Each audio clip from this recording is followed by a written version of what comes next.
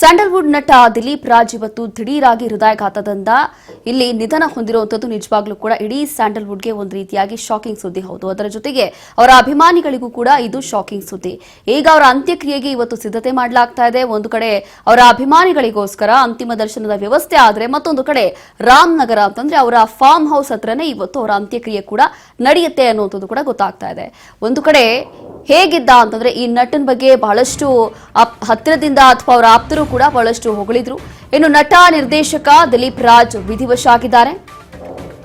ಹೃದಯಾಘಾತದಿಂದಾಗಿ 47 ವರ್ಷದ ದಿಲೀಪ್ ರಾಜ್ ಸಾವನ್ನಪ್ಪಿದ್ರು. ದಿಲೀಪ್ ರಾಜ್ ಅಂತಿಮ ದರ್ಶನ ಪಡೆದಿದ್ದಾರೆ. ನಟ ಗಣೇಶ್ ಕೂಡ, ನಟ ವಿಜಯ್, ರಾಘವೇಂದ್ರ, ನವೀನ್ ಕೃಷ್ಣ ಅವರಿಂದ ಅಂತಿಮ ದರ್ಶನ ಮಾಡಲಾಗ್ತಾ ಇದೆ.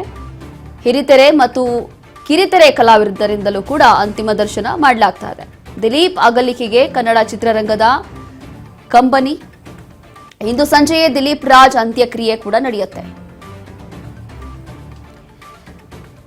ಇವತ್ತು ಅವರ ಅಂತಿಮ ದರ್ಶನಕ್ಕೋಸ್ಕರ ಈಗಾಗಲೇ ಹಲವು ಸ್ಟಾರ್ಸ್ಗಳು, ಸೆಲೆಬ್ರಿಟೀಸ್ಗಳು ಎಲ್ಲರೂ ಕೂಡ ಹೋಗಿ ಅವರ ಅಂತಿಮ ದರ್ಶನ ಪಡೆಯುತ್ತಿದ್ದಾರೆ.